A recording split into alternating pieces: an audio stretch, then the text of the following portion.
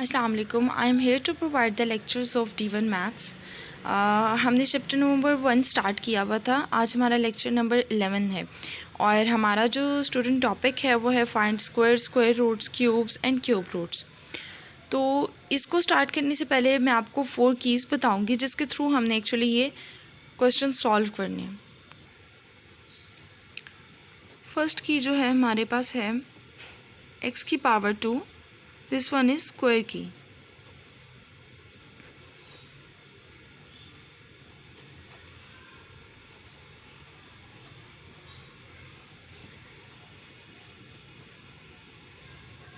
Second one is square root की, ठीक है। एंड थर्ड वन हमारे पास जो है वो की है x की पावर y, यानी पावर की है मेरे पास, ठीक है। लास्ट वन जो हमारे पास की है वो है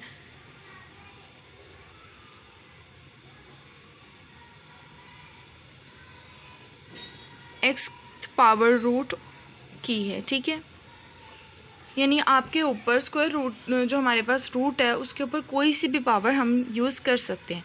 सो मैं एग्जांपल से स्टार्ट करूँगी। अब हमारे पास जो एग्जांपल है उसके भी हमारे पास क्या है, सो इसके भी इसी तरह 2 मेथड्स हैं जो मैं आपको एग्जांपल लिखवाऊंगी।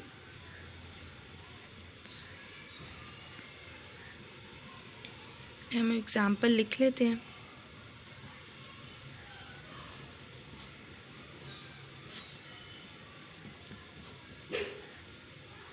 Sixty three. अच्छा, अब हमने क्या करना है, आपको पता है कि मैंने 8 का स्क्वायर और 7 का क्यूब क्या होता है, ठीक है। मैंने लास्ट लेक्चर्स में आपको सारे perfect squares and perfect cube roots भी बताए हैं, ठीक है। तो अगर आपने वो मेरी वीडियो नहीं देखी है तो मेरी वो वीडियोस पहले आप देख लें, आपको पता चल जाएगा कि परफेक्ट स्क्वायर रूट्स क्या होते हैं मेरे पास और फैक्टराइजेशन क्या होती है, ठीक है। अब हम इसको करेंगे। लास्ट लेक्चर में मैंने जो आपको मेंटल एस्टिमेशन समझाया था ये उससे रिलेटेड है। हमने 8 का स्क्वायर, एक्चुअली हमारे पास परफेक्ट स्क्वायर होता है। मैं आपको एग्जांपल देती हूँ। 8 का स्क्वायर इक्वल होता है, यानी 8 multiply by 8 equal to 64। And इसी तरह 7 का क्यूब मेरे पास इक्वल होता है 7 multiply by 7 multiply by 7 equal होता है 43 के, ठीक है। ये मेरे पास इन दोनों के आंसर्स आ गए। ये तो बहुत ईजी थे। अब हमने करना है मेंटल एस्टिमेशन के थ्रू √50 का आंसर निकालना है जो कि स्क्वायर रूट में है, ठीक है। और यहाँ पे हमने निकालना है 63 का आंसर जो कि मेरे पास क्यूब रूट में। तो हमने इसको क्या करना है, अप्रॉक्सीमेटली लगाना है। इक्वल के ऊपर ये साइन जो होता है अप्रॉक्सीमेटली का होता है। एंड हमने यहाँ पे कोई ऐसी वैल्यू ले लेनी है जो हमारे पास परफेक्ट स्क्वायर में हो। अब हमारे पास जो परफेक्ट स्क्वायर में हमें पता, लास्ट लेक्चर में भी हमने एक एग्जांपल भी ऐसी की थी, वहाँ से आप देख सकते हैं। तो ये 49 आता है मेरे पास, ठीक है। इस 49 को अब हमने क्या करना है, 7 मल्टीप्लाई बाई 7 इक्वल टू 49 होता है। एंड देन हमारे पास क्या होता है, 7 की पावर 2 और 7 अच्छा, स्क्वायर रूट का मेरे पास आंसर होता है 1/2। 1/2 1/2 कैंसिल एंड इक्वल टू 7 आ जाएगा। तो इसका 50 का आंसर मेरे पास क्या आ जाएगा, 7 आ जाएगा। नेक्स्ट जो हमने फाइंड आउट करना है वो 63 पावर क्यूब है। इसको भी अप्रॉक्सीमेटली से हम करेंगे। इसको अप्रॉक्सीमेटली करने से हमारे पास 64 आंसर आता है। देन हमारे पास 64 को हमने क्या करना है, किसी ऐसे 3 नंबर्स लेने हैं जो हमारे पास 64 बनता हो, यानी 4 मल्टीप्लाई बाई 4 मल्टीप्लाई बाई 4 की अब जो पावर आएगी, 4 की पावर क्या आ जाएगी, 3। यहाँ पे आपने 3 लगाना है क्योंकि इन सब के साथ 3 आ रहा है। सो 4 1/3, 3 किससे कैंसिल और ये 4 मेरे पास आंसर आ जाएगा। अब ये जितनी सारी मेरे पास वैल्यू है 7, 4, 64 एंड 3, 43, तो ये मैंने क्या करना है, इस वैल्यू में पुट कर देने हैं हमारे पास जो क्वेश्चन उन्होंने दिया हुआ है। 64 प्लस मेरे पास 7 डिवाइड्स बाय 343 हो जाएगा, -4 हम कर देंगे तो ये मेरे पास आंसर आ जाएगा 71/339 आ जाएगा, ठीक है। अब ये जो हमारे पास आंसर आ गया, अब हमने इसको डिवाइड करना है और जो हमारे पास पॉइंट्स में, इसको हमने डेसिमल पॉइंट्स में वैल्यूज़ लेनी है। सो हम अपने साइड पे ये सॉल्व करना स्टार्ट करेंगे। ओह सॉरी, हमने इसकी डिवीज़न करनी है, ठीक है। 339 बाहर आ जाएगा और 71 अंदर आ जाएगा मेरे पास, ठीक है।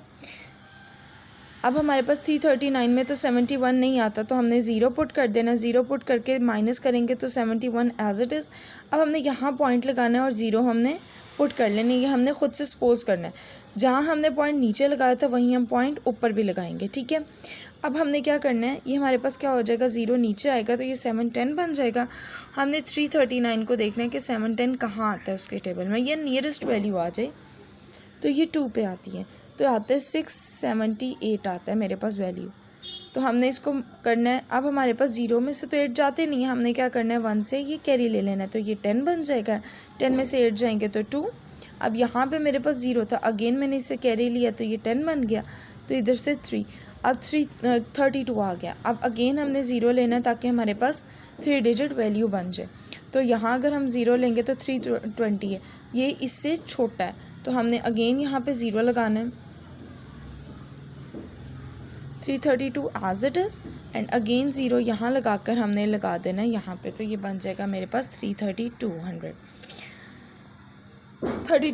बन जाएगा मेरे पास, ठीक है। अब जब ये 3200 बन जाएगा तो अब हमने देखना है कि ये किस वैल्यू में हमारे पास 32 आ रही है, नियरेस्ट वैल्यू। तो ये हमारे पास आएगी 9 में।